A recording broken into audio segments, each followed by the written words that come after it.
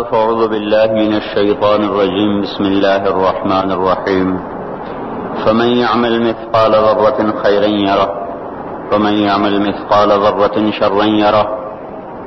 وقال النبي صلى الله تبارك وتعالى عليه وسلم: ألا فاعملوا وأنتم من الله على حذر واعلموا أنكم معروضون على أعمالكم فمن يعمل مثقال ذرة خيرا يره ومن يعمل مثقال ذرة شرا يره أو كما قال صلی اللہ تبارک و تعالی علیہ وسلم. میرے بھائیوں اور دوستو، اس وقت ساری دنیا کے انسان، کیا کافر کیا مسلمان، وہ منچاہی زندگی پر چل رہے ہیں. جو جی میں آیا وہ کرنا ہے، جو جی میں نہیں آیا وہ نہیں کرنا.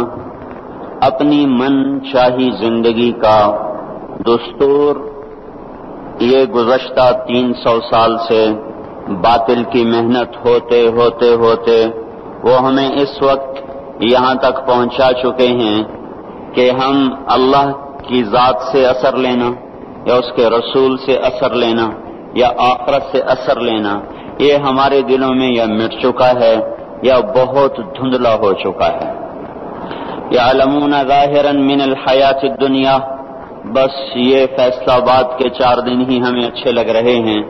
وہم عن الآخرۃ ہم غافلون، اور موت کے بعد جو آنے والی زندگی ہے اس سے یہ سارا جہان غافل ہے. اور یہ کائنات اللہ کی ہے، یہ زمین اللہ کی ہے، عرش فرش اللہ کا ہے. یہاں وہ ہوگا جو اللہ چاہتا ہے، یہاں وہ نہیں ہوگا جو دنیا کے بادشاہ چاہتے ہیں، صدر وزیر فوجیں چاہتی ہیں، بلکہ ان الامر کلہ للہ، ساری حکومت وہ اللہ تعالیٰ کے ہاتھ میں ہے. اور وہ من قبل ہے شروع سے، اور من بعد ہے آخر تک، ہمیشہ تک. اور وہ ایسی حکومت والا ہے کہ جس کو زوال کوئی نہیں. کل یوم هو فی شان، جس کا مقابل کوئی نہیں. ما کان معه من الہ، جس کا کوئی شریک کوئی نہیں. لم يتخذ صاحبة ولا ولدا ولم يكن له شریک فی الملک، جو کسی سے پیدا نہیں ہوا نہ اس سے کوئی پیدا ہوتا ہے. لم یلد ولم یولد، سارے جہان کو بنایا خود بننے سے پاک، سارے جہان کو مارتا ہے مارتا رہے گا، خود موت سے پاک ہے. سارے جہان کو مارتا ہے مارتا رہے گا، خود موت سے پاک ہے. سب کو بنایا بننے سے پاک، سب کو مارا مرنے سے پاک. اپنے ارادوں میں وہ کامل ہے. ما شاء اللہ کان، وہ جو چاہتا ہے کرتا ہے. وما لم یشاء لم یکن، وہ نہ چاہے تو کوئی کروا ہی نہیں سکتا. وما تشاءون الا ان یشاء اللہ رب العالمین، تم بھی اللہ کے محتاج ہو، تمہارا چاہا بھی تبھی پورا ہوگا جب اللہ تعالیٰ بھی چاہ لے. فرعون کی ساری طاقت لگی کہ موسیٰ علیہ السلام کو ذبح کرنا ہے، اللہ کا ارادہ ہوا کہ ہم نے زندہ رکھنا ہے. ایک اتنی کثرت سے بچے قتل ہوئے کہ اس کی اپنی قوم نے کہا تو حکومت کس پہ کرنی ہے، 1 سال چھوڑو 1 سال مارو. جس سال چھوڑتا تھا اس سال ہارون علیہ السلام اللہ نے پیدا فرمائے، جس سال قتل کرتا تھا اس سال موسیٰ علیہ السلام کو اللہ تعالیٰ نے پیدا فرمایا.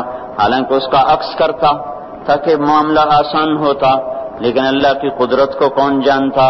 پھر ایسا نظام چلایا کہ اس کو پانی میں ڈلوایا، پانی سے فرعون کے دربار میں پہنچایا. موسیٰ علیہ السلام کی والدہ غمگین، جب یہ دریا میں ڈالوں گی یا ڈوبے گا یا مرے گا، اور اس سے بچانا چاہتی ہوں تو اس موت میں جا رہا. تو اللہ تعالیٰ نے ارشاد فرمایا: فَإِذَا خِفْتِ عَلَيْهِ فَأَلْقِيهِ فِي الْيَمِّ، اسے سمندر میں دریا میں ڈالو. وہ دریا اسے کہاں لے جائے گا؟ فَلْيُلْقِهِ الْيَمُّ بِالسَّاحِلِ، وہ دریا اسے ساحل پہ پھینکے گا. وہاں سے کیا ہوگا؟ يَأْخُذْهُ عَدُوٌّ لِّي، میرا دشمن فرعون پکڑے گا. وَعَدُوٌّ لَّهُ، اس کا بھی دشمن ہے، اس کو پکڑ لے گا. تو موسیٰ علیہ السلام کی والدہ کے جی میں آیا: یا اللہ، جس سے بچانا ہے وہی اس کو پکڑے گا تو یہ بچے گا کیسے؟ وہ تو اس کو دیکھتے ہی ذبح کرے گا. تو اللہ تعالیٰ نے ارشاد فرمایا: لا تخافی ولا تحزنی، نہ اس کی موت کا غم کھا، نہ اس کی موت کا خوف کھا، نہ اس کی جدائی کا غم کھا. انا رادوہ الیک، تو دیکھے گی میں اسے واپس تیری گود میں لوٹاؤں گا. وجعلوه من المرسلین، تیری زندگی میں اسے رسول بنا دوں گا۔ یہ دونوں کام تو دیکھ کے مرے گی، اس سے پہلے نہیں مر سکتی۔ وہ فرعون کی گود میں جائے، یا تپتی آگ میں گرے، یا وہ طوفانی موجوں میں گرے، بچانا جب تیرے اللہ کا ارادہ ہو جاتا ہے تو کائنات کا ہر سبب پھر حفاظت میں استعمال ہوتا ہے، پھر وہ ہلاکت میں استعمال نہیں ہو سکتا۔ اور جب وہ ہلاکت کا ارادہ کرتا ہے تو حفاظت کے اسباب بھی موت کے لیے استعمال ہوتے ہیں۔ جب وہ عزت کا ارادہ کرتا ہے تو ذلت کے اسباب بھی عزت کا ذریعہ بنتے ہیں۔ جب وہ ذلیل کرنے کا ارادہ کرتا ہے تو عزت کے اسباب میں سے ذلت نکلنا شروع ہو جاتی ہے۔ جب محبتیں لاتا ہے تو نفرتوں میں سے محبتیں نکال کے دکھاتا ہے، جب نفرتیں لاتا ہے تو محبتوں کو نفرتوں میں بدل کے دکھاتا ہے۔ اس کائنات میں میرے بھائیوں حکومت اللہ تعالیٰ کی ہے، یہاں وہ ہوگا جو اللہ چاہتا ہے۔ ساری کی ساری نمرود کی طاقت استعمال ہوئی کہ ابراہیم کو آگ میں جلا دو اور اسے ڈال دو، اور لکڑیاں کٹھی ہوئیں، ڈھیر لگایا گیا، اور ایسی آگ دہکی کہ اوپر سے اڑنے والا پرندہ بھی اس میں جا کے گر کے راکھ ہو جائے۔ اب ابراہیم علیہ السلام کو پھینکنے کا وقت آیا تو ان کو قریب جانے کا کون راستہ ہی کوئی نہیں۔ ابراہیم علیہ السلام سے کہنے لگے تو خود چلا جا، وہ کہنے لگے میں کیوں جاؤں، تم نے جلانا ہے پھینکو مجھے۔ اب پھینکنے کا طریقہ کوئی نہیں، قریب جائیں تو خود جلتے ہیں۔ شیطان نے ایک ہتھیار بنا کے دیا غلیل کی طرح، اس میں ڈال کے پھینکا، کپڑے اتارے، رسیوں سے باندھا، جب ہوا میں اڑے تو جبرائیل دائیں طرف آ گئے اور پانی کا فرشتہ بائیں طرف آ گیا، یوں جا رہے، درمیان میں ابراہیم علیہ السلام، ادھر جبرائیل، ادھر پانی کا فرشتہ، اور ابراہیم علیہ السلام خاموش، بس اتنا کہہ رہے ہیں حسبی اللہ ونعم الوکیل، حسبی اللہ ونعم الوکیل، اس سے آگے کچھ نہیں بول رہے۔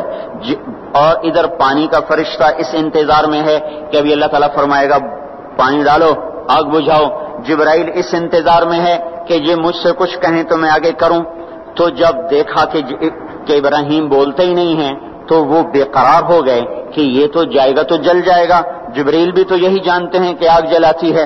کہنے لگے ابراہیم آپ کو کوئی ضرورت کوئی نہیں، تو فرمایا اما الیک فلا، ضرورت ہے پر مجھے تیری کوئی ضرورت نہیں، اما الی اللہ فنعم، بے شک اللہ کا ضرور محتاج ہوں پر تیرا محتاج کوئی نہیں۔ جا رہے، جب جبرائیل سے بھی نظر ہٹ گئی اور پانی کے فرشتے سے بھی نظر ہٹ گئی تو اللہ تعالیٰ نے براہ راست آگ کو حکم دیا نار کونی بردن وسلام علی ابراہیم، اے آگ ٹھنڈی ہو جا سلامتی کے ساتھ میرے ابراہیم پر۔ تو اللہ جل جلالہ نے ایسا ٹھنڈا فرمایا، اس کی گود کو ایسا، اس کے شولوں کو گود بنا دیا، شولوں نے ابراہیم علیہ السلام کو گود میں لیا، جیسے ماں بچے کو چارپائی پہ لٹاتی ہے ایسے آرام سے انگاروں پہ بٹھا دیا، آگ کو شفاف بنا دیا، یہاں تک کہ ابراہیم علیہ السلام کا باپ آزر جو جانی دشمن اور قتل کے در پہ، جب اس کی نظر پڑی تو اس کی زبان سے بھی بے ساختہ نکلا نعم الرب ربک یا ابراہیم، اے ابراہیم تیرے رب کے کیا کہنے، کیا ہی زبردست ہے تیرا رب۔ میرے بھائیوں، کائنات میں جو بھی شکل ہے، جو بھی صورت ہے، اس کو اللہ نے بنایا ہے، وہ اللہ کے قبضے میں ہے، وہ اللہ کے تابع ہے، اللہ کی چاہت سے استعمال ہوتی ہے۔ اس جہان میں فیصلہ اللہ کا حتمی چلتا ہے، جو زمین کو کہے گا وہ کرے گی، جو آسمانوں کو کہے گا وہ کریں گے، جو ہواؤں کو کہے گا وہ کریں گی، جو پانیوں کو کہے گا وہی ہوگا۔ ساری کائنات میں چونکہ آخری فیصلہ وہ اللہ تعالیٰ کا ہے، اللہ تبارک و تعالیٰ نے انسانی زندگی کے حالات کو میرے بھائیو اس کے اعمال کے ساتھ جوڑا ہوا ہے۔ ساری دنیا کی طاقتیں وہ اللہ تعالیٰ کے فیصلے کو بدل نہیں سکتی۔ جب لوگوں کے اعمال بگڑتے ہیں تو اللہ تعالیٰ حالات کو بھی برباد کرتا ہے اور آخرت کو بھی برباد کرتا ہے۔ مال نے نہ کسی کو اللہ کی بارگاہ میں پہلے عزت دلائی، نہ آج عزت دلا سکتا ہے۔ دنیا کے اقتدار نے نہ پہلے کسی کو کامیاب کیا، نہ آج کسی کو کامیاب کر سکتا ہے۔ یہ میرے بھائیوں آج کا دھوکہ ہے کہ ہم اپنی منشاہی پہ چل رہے ہیں اور ہمیں اللہ کے دستور کا پتہ نہیں ہے کہ اللہ تعالیٰ کن چیزوں سے راضی ہے، کن چیزوں سے ناراض ہے، کس پر اس کی پکڑ آتی ہے، کس پر وہ معاف کرتا ہے۔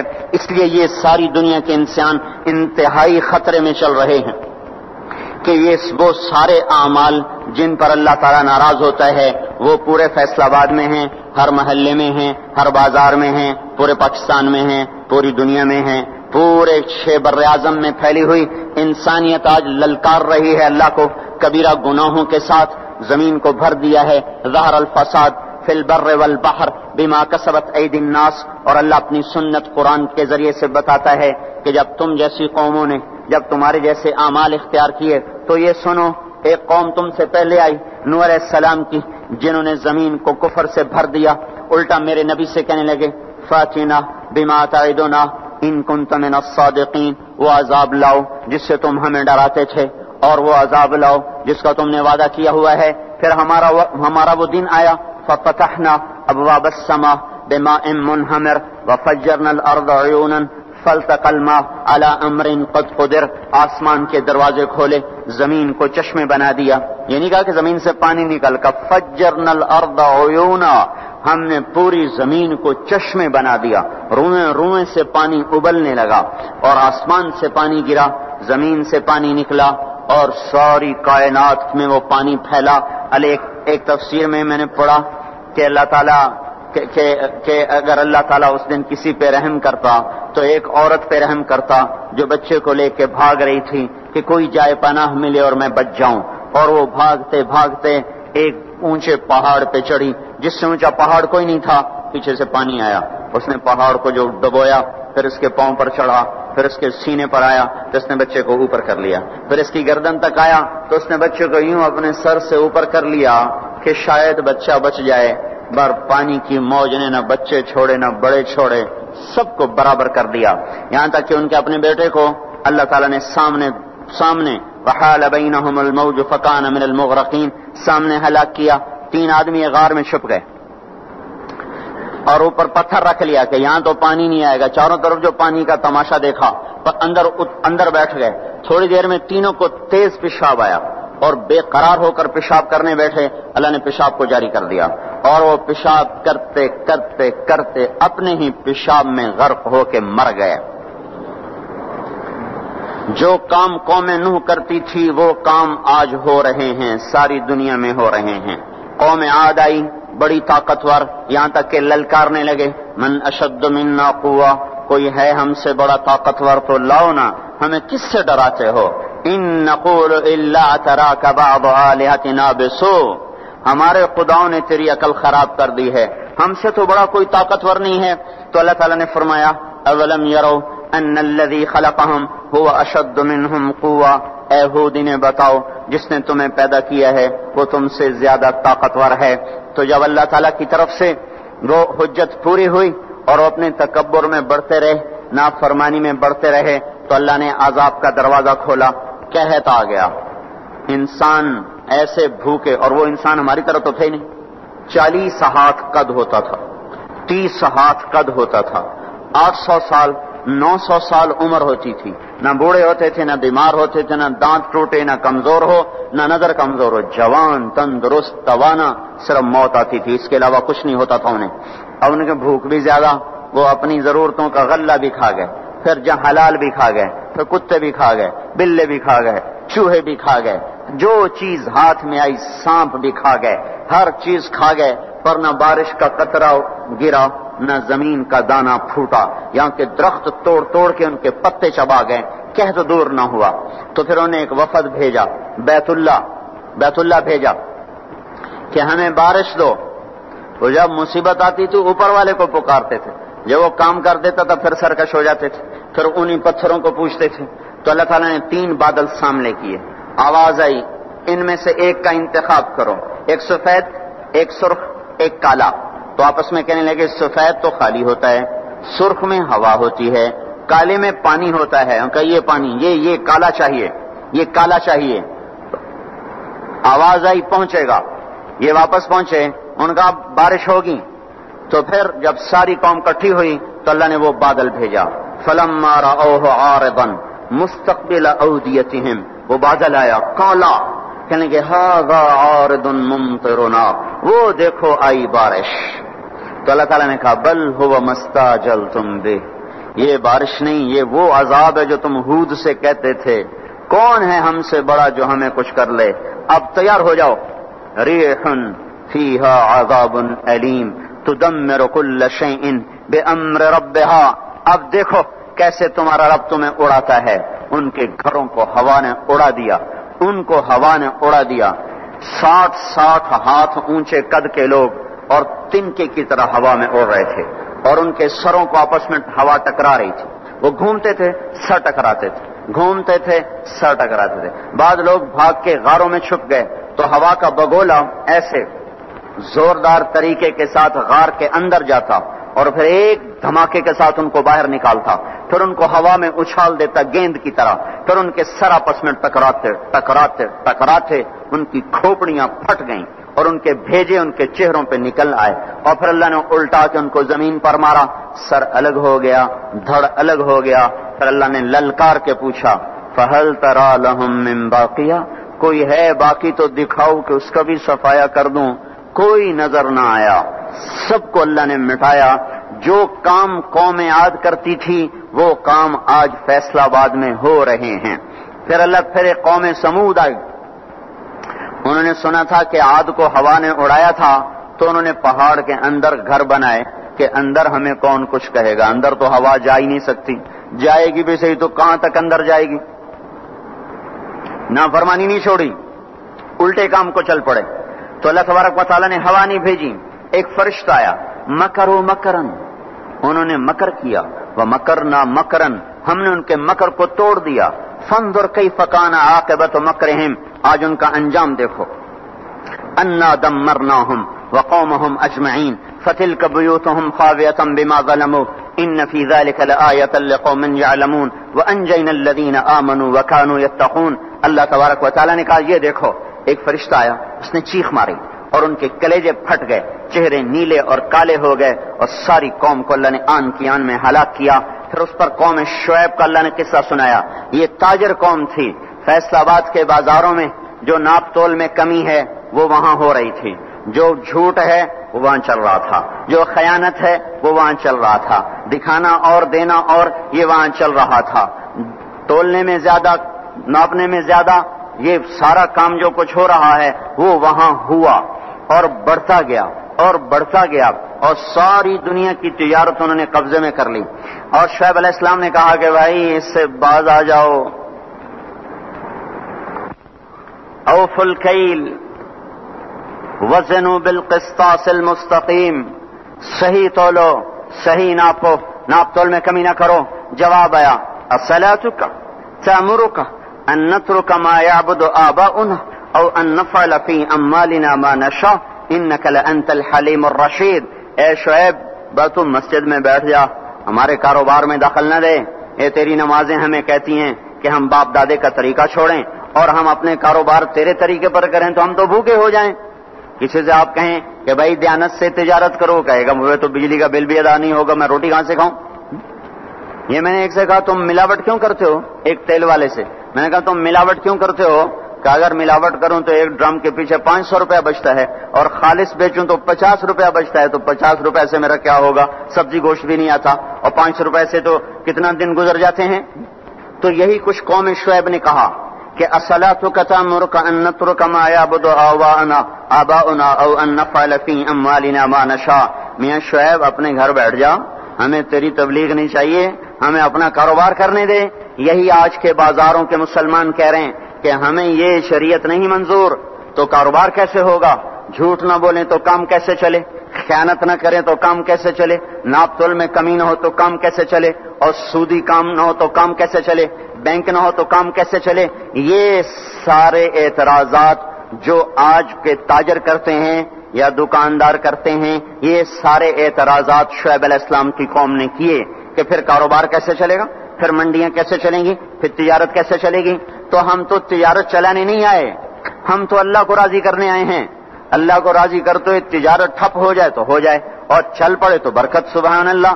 ہم اس بات کے مکلف نہیں ہیں کہ ہم نے روٹی کھانی ہے اور بچوں کو کھلانی ہے.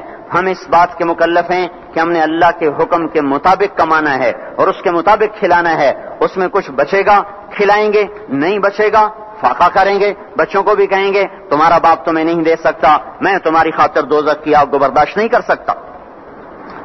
حضرت عمر رضی اللہ تعالیٰ عنہ کا انتقال ہونے لگا. عمر بن عبدالعزیز 12 بیٹے، مسلمہ بن عبد الملک ان کے سالے.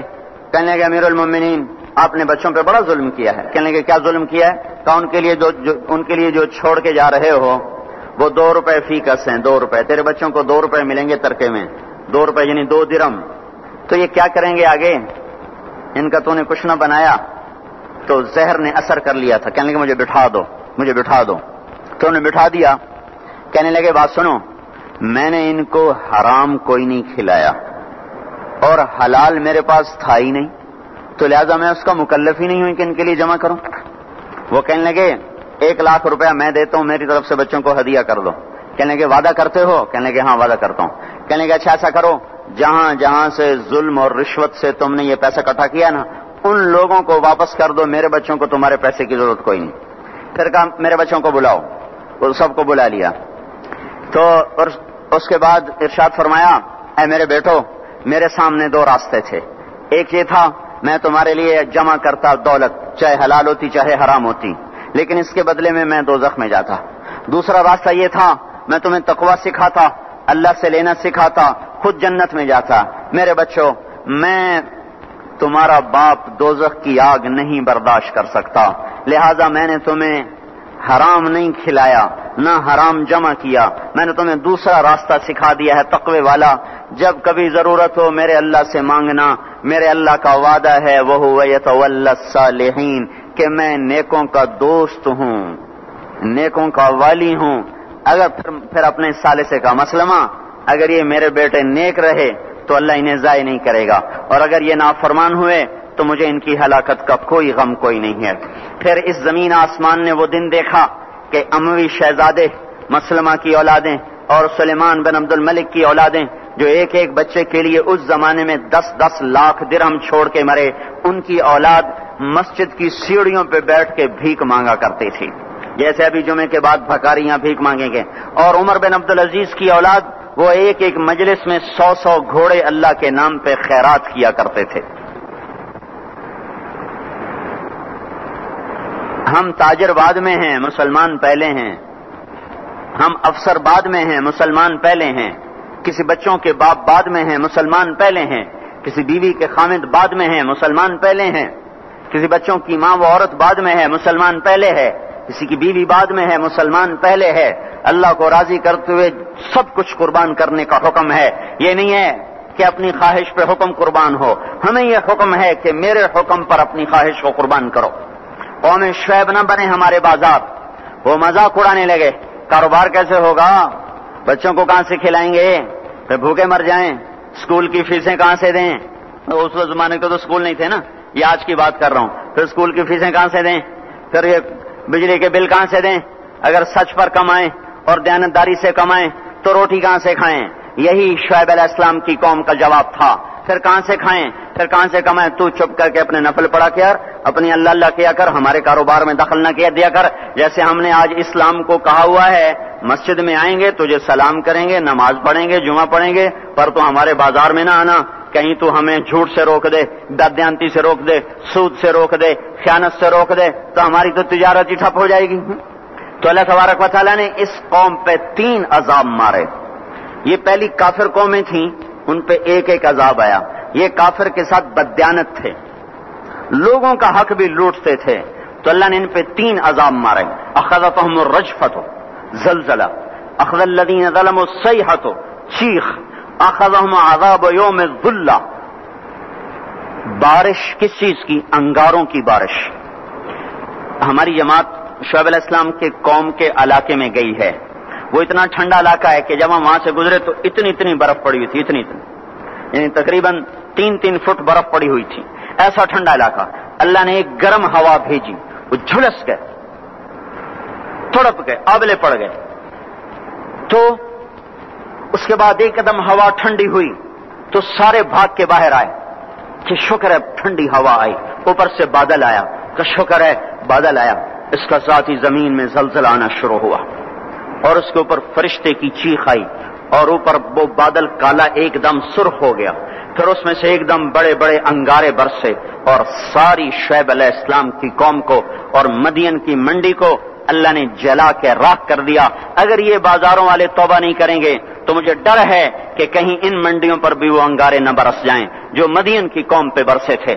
اللہ تعالیٰ کی کسی سے رشتہ داری کوئی نہیں ہے، اور حضور پاک صلی اللہ علیہ وسلم نے بھی خود کہا کہ وَلَا يَبِيتَنَّ أُنَاسٌ مِّنْ أُمَّتِي عَلَىٰ أَشَرٍ وَبَطَرٍ وَلَهْوٍ وَلَعِبٍ فَيُصْبِحُوا قَدْ مُسِخُوا قِرَدَةً وَخَنَازِيرَ بِاسْتِحْلَالِهِمُ الْمَحَارِمَ وَأَكْلِهِمُ الرِّبَا وَشُرْبِهِمُ الْخُمُورَ وَاتِّخَاذِهِمُ الْقَيْنَاتِ وَقَطِيعَتِهِمُ الرَّحِمَ۔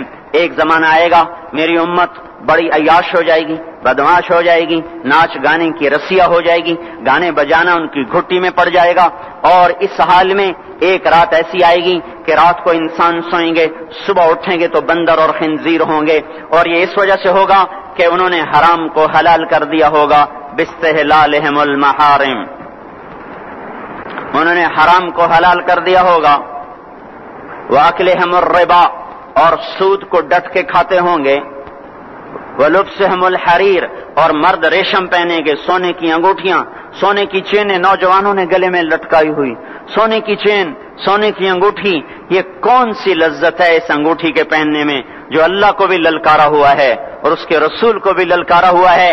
آپ نے ایک دفعہ ارشاد فرمایا کاش میری امت کے نوجوان ریشم استعمال اور سونا استعمال نہ کریں، یا لیت امتی لم تلبس الذهب، کاش کہ میری امت سونے کا استعمال مت کرے۔ اب بتاؤ دیکھو کتنے ہیں نوجوان جو ایسے شوق میں، کچھ کو پتہ ہی نہیں کہ یہ اتنا بڑا حرام ہے، جن کو پتہ ہے تو نہ اللہ کا پتہ ہے، نہ روکنے والے کا پتہ ہے، نہ اس کی سزا کا پتہ ہے، لہذا چل رہی ہے گاڑی۔ تو یہ کس پہ ہوگا کہ حرام کو حلال کر دیں گے، سود کو کھائیں گے، ریشم پہنیں گے، سونا پہنیں گے، شراب پیئیں گے اور گانے بجانے میں مست ہو جائیں گے، اور رشتے ناتوں کا لحاظ ختم ہو جائے گا، ماں باپ کی تمیز ختم ہو جائے گی، بھائی بہن کی تمیز ختم ہو جائے گی، بڑے چھوٹے کا وقار ختم ہو جائے گا۔ جب یہ ہوگا تو یہ بھی ہوگا کہ یہ بندر اور خنزیر بنا دیے جائیں۔ اور یہ تو قرآن کہہ رہا ہے، وہ اللہ کا رسول جو ساری امت کے لیے روتا روتا روتا دنیا سے اٹھ گیا، اور ایسا رویا کہ کوئی نبی نہ رویا، ایسا تڑپا کہ کوئی نبی نہ تڑپا، کہ اللہ کو ہزاروں دفعہ تسلیاں دینے کے لیے جبریل بھیجنا پڑا، قرآن بھیجنا پڑا کہ آپ اتنا غم کیوں اتنا کیوں روتے ہیں۔ ایک دفعہ میں نے وہ آیات جمع کی تھی جن میں اللہ تعالیٰ نے اپنے نبی کو تسلی دی ہے، وہ اتنی بن گئی کہ ان کو لکھنا مشکل ہوگا میرے لیے۔ وہ 100 سے زیادہ آیات بنتی ہیں جس میں اللہ تعالیٰ تسلی دے رہا ہے، لعلک باخع نفسک الا یکونوا مؤمنین، لعلک باخع نفسک علی آثارهم ان لم یؤمنوا بهذا الحدیث اسفا فلا تذهب نفسك عليهم حسرات ما انت عليهم بوکیل لست عليهم بمسيطر ما انت عليهم بجبار من كفر فلا يحزنك كفره ولقد نعلم انك يضيق صدرك بما يقولون۔ اس قسم کی آیات جن میں اللہ کہہ رہا ہے میرے حبیب اتنا غم نہ کر، اتنا غم نہ کر، اس قدر غمگین اپنی امت کے لیے۔ اس کے باوجود آپ کا گلہ قرآن ہی میں سن لو، جب ایسے نافرمان جو کبیرہ گناہ کرتے کرتے مر گئے، اس بددیانتی میں، شرابوں کے پینے میں، نماز کے چھوڑنے میں، کبیرہ گناہوں میں غرق ہو کے مر گئے، تو یہی اللہ کا رسول جو ہمارے لیے رویا بھی اور تڑپا بھی، یہ نہ فلا تذهب نفسک علیہم حسرات۔ یہ آیت اس مضمون میں ایسی زبردست آیت ہے کہ اس کو اردو زبان میں منتقل نہیں کیا جا سکتا، کہ جو اللہ تعالیٰ نے آپ کے اندر کے سینے کا غم، حسرات اور فلا تذهب نفسک علیہم حسرات، ان الفاظ میں جو اللہ نے اپنے محبوب کے سینے کا غم بیان کیا ہے، اللہ کی قسم کوئی زبان اس کا ترجمہ نہیں کر سکتی کہ کس قدر آپ کا سینہ جل رہا تھا اس امت کے غم میں کہ یہ ہلاک نہ ہو جائیں، یہ جہنم میں نہ چلے جائیں۔ یہی رسول قیامت کے دن جب دیکھے گا، رسول قیامت کے دن جب دیکھے گا ہماری نافرمانیاں تو کہے گا یا رب ان قوم اتخذوا هذا القرآن مہجورا، اے میرے مولا یہی ہے میری وہ امت جس نے میرے قرآن کو چھوڑ دیا، میرے قرآن نے پکارا مسجد میں آؤ، انہوں نے مسجدوں کی راہیں چھوڑ دیں۔ مجھے بتاؤ یہ اتنا مجمع کہاں سے آ گیا ہے؟ یہ اس میں سے 1/3 باہر سے آیا ہوگا، یہ 2/3 تو سارا گلستان کالونی کا ہے۔ ان کے قدم باقی 5 نمازوں میں کیوں نہیں اٹھتے؟ یہ کہاں چلے جاتے ہیں؟ کیا یہ اللہ کی دھرتی پہ 8 دن نہیں رہتے؟ کیا یہ صرف 8ویں دن اللہ کا رزق کھاتے ہیں؟ کیا یہ صرف 8ویں دن اللہ کا پانی پیتے ہیں؟ کیا یہ صرف 8ویں دن اللہ کی ہوا کے टनों टन अपने फेफड़ों में ले जाते हैं। क्या ये सिर्फ 8वें दिन अल्लाह के दिए हुए नूर से देखते हैं? क्या ये सिर्फ 8वें दिन अपने कानों से सुनते हैं? क्या ये सिर्फ 8वें दिन अपने जिस्म की नेमतों से फायदा उठाते हैं? क्या ये सिर्फ 8वें दिन सूरज की रोशनी से नफा उठाते हैं? क्या ये सिर्फ 8वें दिन तारों की झिलमिलाहट से नफा उठाते हैं? क्या ये सिर्फ 8वें दिन अपने भी बच्चों के साथ बैठते हैं? इस पत्थर दिल को क्या हुआ? क्यों नहीं इसके दरवाजे पे दस्तक पहुंचती? ये क्यों वीरान हो गए? ऐसे तो पत्थर भी सख्त नहीं। अतौल्ला शाह बुखारी कहा करते थे, ए हिंदुस्तान वालों, तुम्हें इतना कुरान सुनाया कि मैं सरसर को सुनाता तो सबा बन जाती, मैं पत्थरों को सुनाता तो मोम हो जाते, मैं दरियाओं को सुनाता तो तूफान थम जाते, और मैं मौजों को सुनाता तो उनकी तुगयानी रुक जाती। पता नहीं तुम किस मखलूक, किस चीज से बने हो, किस खमीर से बने हो। तुम्हारे सीनों में दिल नहीं है, पत्थर हैं, और पत्थर से भी ज्यादा कोई सख्त है। अशद्द कस्वतन मिनल हिजारा, पत्थर भी अल्लाह की हैबत से लरसता है और कांपता है। पर तुम कौन से इंसान हो, कैसे सीनों में दिल लिए फिरते हो कि 5 दफा इतना बड़ा बादशाह तुम्हें पुकारे, हैया अलस्सला, हैया अलस्सला। एक थानेदार पुकारे गुलिस्तान कॉलोनी का कि तुम्हारा समय है, आ जाओ, तो सर पे पांव रख के भागे। डीसी पुकारे तो काम छोड़ के भागे। और तुम्हारा जमीन आसमान का बादशाह तुम्हें दिन में 5 दफा पुकारे और कानों पे जूं ना रेंगे, और 8वें दिन मस्जिद को आ रहे हों। क्या 8वें दिन खाना खाया है? क्या आज ही पानी पिया है? क्या आज ही चाय पी है? ये ऐसी जफा अपने आप से करते, शैतान से करते, मुल्क और माल से करते, अपनी दुकानों से करते। ये बेवफाई अल्लाह से क्यों की हुई है?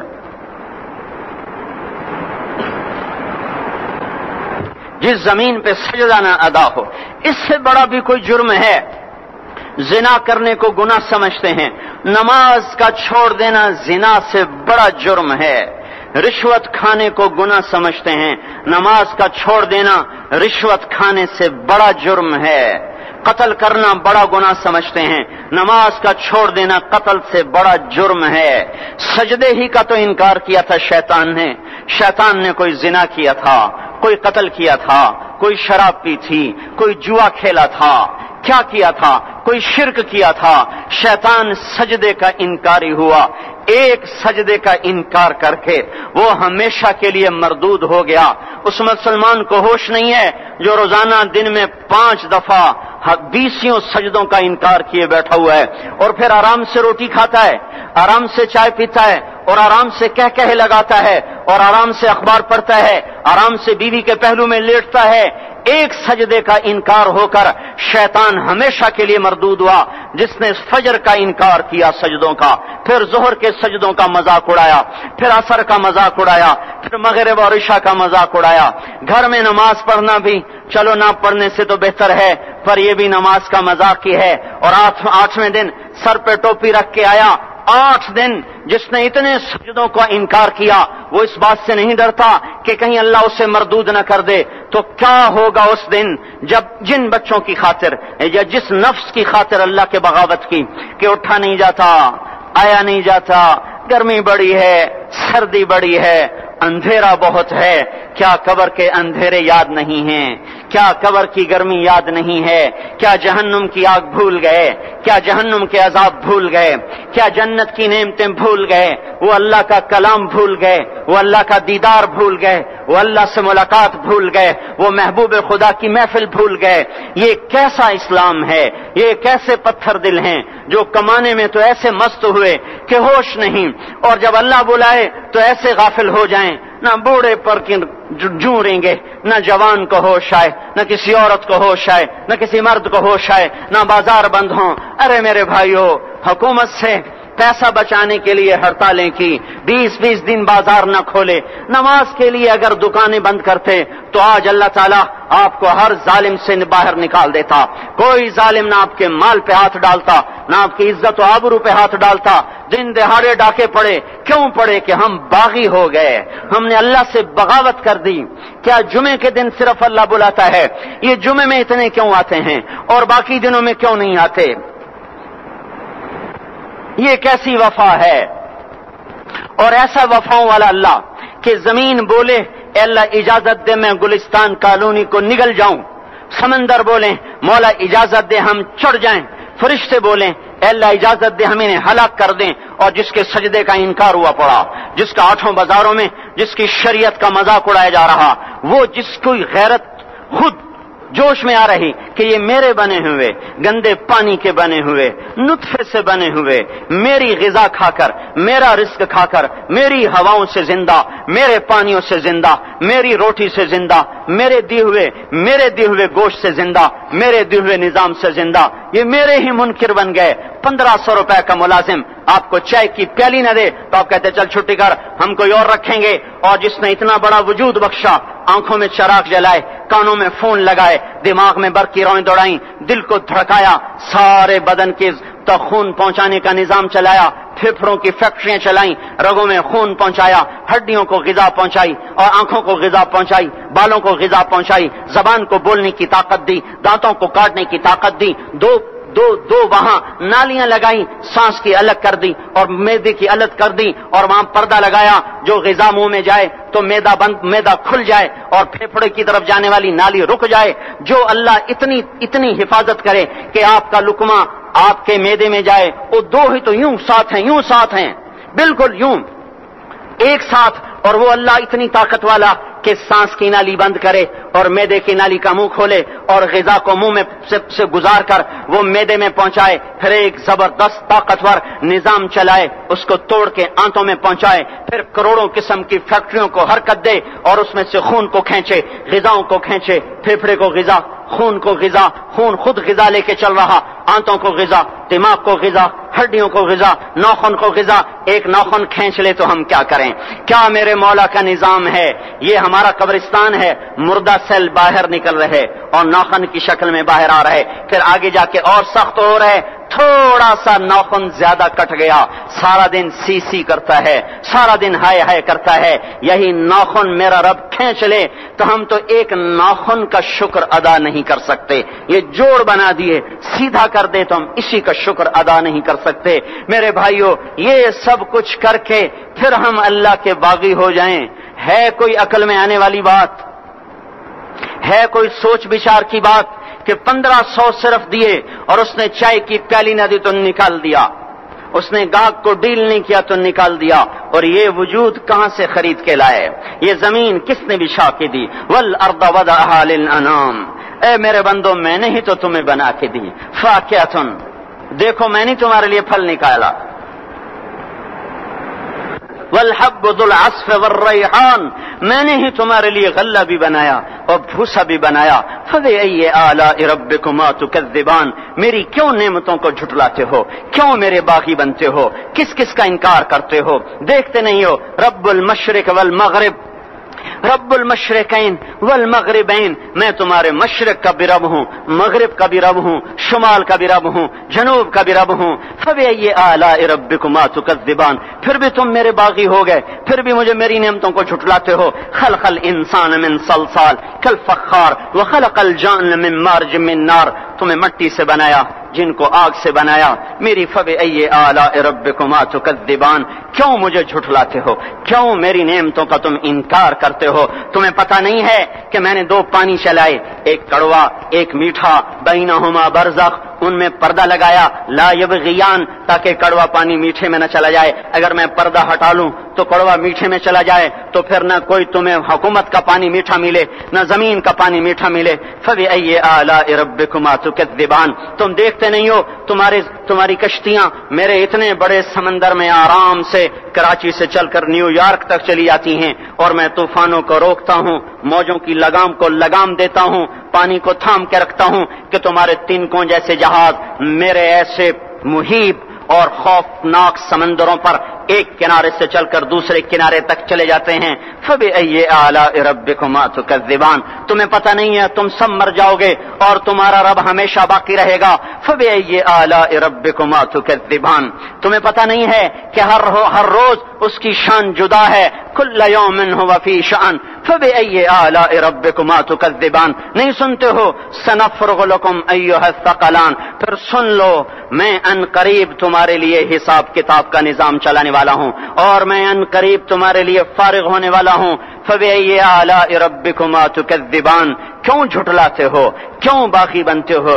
اے انسان ہوش میں آ، اے جنات ہوش میں آ، تمہیں اپنے رب کے نظام کا پتہ نہیں ہے کہ اس نے جہنم کو بنایا ہوا ہے، اور وہ دن تمہیں یاد نہیں ہے کہ آسمان وردتن کالدہان، اور یرسل علیکما شواظ من نار ونحاس فلا تنتصران، تم میں آگ کی مار، تمہیں پانیوں کی مار، تمہیں جہنم کی مار کوئی بچا سکتا ہے؟ فبأي آلاء ربكما تكذبان، تمہیں پتہ نہیں ہے کہ اس دن مجرمین پہچانے جائیں گے، ان کے چہرے کالے ہوں گے، آنکھیں کیری ہوں گی، ہاتھ بندھے ہوں گے، پاؤں جکڑے ہوں گے، گردن میں توق ہوں گے۔ فبأي آلاء ربكما تكذبان، تمہیں پتہ نہیں میری دوزخ بھڑک رہی ہے اور لپک رہی ہے اور جھپٹ رہی ہے اور پکار رہی ہے، هل من مزید، هل من مزید، اے اللہ اور لے آ، یا اللہ اور لے آ۔ فبأي آلاء ربكما تكذبان، تمہیں کیا ہو گیا؟ تم کیوں میرے باغی ہو گئے؟ تم کیوں جھٹلاتے ہو؟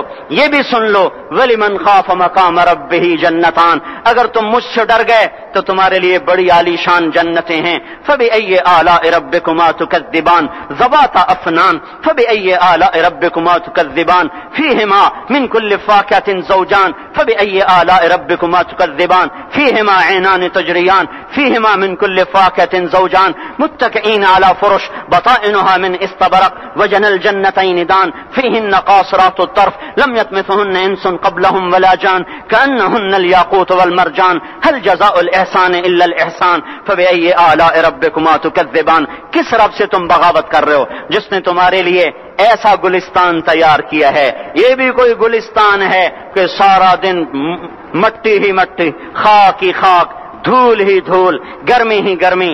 آؤ میرا گلستان دیکھو جس میں سائے لمبے، پانی بہتے ہوئے، سائے پھیلے ہوئے، درخت پھیلے ہوئے، پھل بھرے ہوئے، خوشے جھکے ہوئے، پھل پکے ہوئے اور لٹکے ہوئے، پرندے اڑتے ہوئے، پانی اٹھتا ہوا، پانی بہتا ہوا، حوریں سجی ہوئیں، غلمان کھڑے ہوئے، تمہارا رب تمہاری خدمت کے لیے اور تمہیں کھلانے کے لیے اپنے دروازے کھولے ہوئے، دربار لگائے ہوئے، نبیوں کا ساتھ، فرشتوں کا سلام، غلاموں کا سلام، اور فرش بچھے ہوئے، قالین لگے ہوئے اور گاؤ تکیے لگے ہوئے، جوانی ہمیشہ، زندگی ہمیشہ، محبت ہمیشہ، زندگی کو زوال نہیں، جوانی کو زوال نہیں، حکومت کو زوال نہیں، ہر طاقت ابد الآباد کی۔ وہ ذرا دیکھو تو صحیح، وہ دیکھو تو صحیح کہ کیسے جنت کا سایہ دار درخت ہے اور اس کے نیچے تخت ہے اور اوپر خوشے پکے ہوئے ہیں اور اوپر تو بیٹھا ہوا ہے، تیرے ساتھ جنت کی خوبصورت بیویاں، تیری دنیا کی مومن بیویاں جو جنت کی عورتوں سے بھی 70,000 گنا زیادہ خوبصورت ہیں، وہ تیرے دائیں بائیں ہیں۔ تو نیچے دیکھتا ہے تو جنت کی نہریں چلتی ہیں، اوپر دیکھتا ہے تو باغ اور پھل جھکے ہوئے ہیں، پکے ہوئے ہیں۔ فَبِأَيِّ آلَاءِ رَبِّكُمَا تُكَذِّبَانِ، اب میں کیا کیا میرا بندہ تمہیں بتاؤں اور میری کس کس بات کا تم انکار کرو گے؟ آخر ہی کچھ شرم و حیا چاہیے، آخر ہی کچھ غیرت چاہیے۔ میرے بھائیوں، اپنے اللہ کو راضی کریں۔ جن دکانوں کے پیچھے نمازیں چھوٹ گئیں، جن دکانوں کے پیچھے سچ کو طلاق ہو گئی، جن دکانوں کے پیچھے دیانت چلی گئی، خیانت آ گئی، بددیانتی آ گئی، ہاں اللہ تعالیٰ قیامت کے دن کہے گا بددیانت سے، وہ تو نے جو امانت کھائی لے کے آ، وہ امانت جو تو کھا گیا تھا لے کے آ۔ کہے گا یا اللہ کہاں سے لاؤں، وہ تو دنیا میں رہ گئی۔ اللہ تعالیٰ فرمائیں گے پڑی ہوئی ہے جہنم میں، پڑی ہے، جا اٹھا کے لا۔ اور وہ جہنم میں کیسے جائے؟ تو فرشتے ماریں گے چل، اور وہ اس کو لے کے چلیں گے، اور چلتے چلتے دوزخ کا سب سے خطرناک حصہ حاویہ، وہاں اس کو لے کے جائیں گے جہاں منافق رہتے ہیں۔ بددیانت لوگ حاویہ تک چلے جائیں گے ایمان ہونے کے ساتھ بھی، امانت کو کھانے والے لوگ حاویہ میں چلے جائیں گے جو منافقین کی آگ ہے، اس میں وہاں دیکھے گا تو جس کا مال دبایا تھا دنیا میں وہاں پڑا ہوگا، کہے گا اچھا یہاں پڑا ہے، اتنے میں وہ تباہ ہو جائے گا، اس کو اٹھائے گا، کندھے پہ رکھے گا، پھر اوپر چڑھنا شروع کرے گا، چڑھنا شروع کرے گا۔ جب دوزخ کے کنارے پر آ جائے گا تو وہ اس کے ہاتھ سے چھوٹ جائے گا اور پھر حاویہ میں جا گرے گا۔ اس کے ساتھ فرشتے مار کر پھر کہیں گے جا واپس لے کے آ، پھر یہ واپس جائے گا، پھر اسے اٹھائے گا، پھر کندھے پہ لے کے چڑھے گا اور چڑھے گا اور چڑھے گا، جب کنارے پر آئے گا تو پھر اس کے ہاتھ سے چھوٹ جائے گی، اس کے پھر فرشتے مار کے نیچے گرا دیں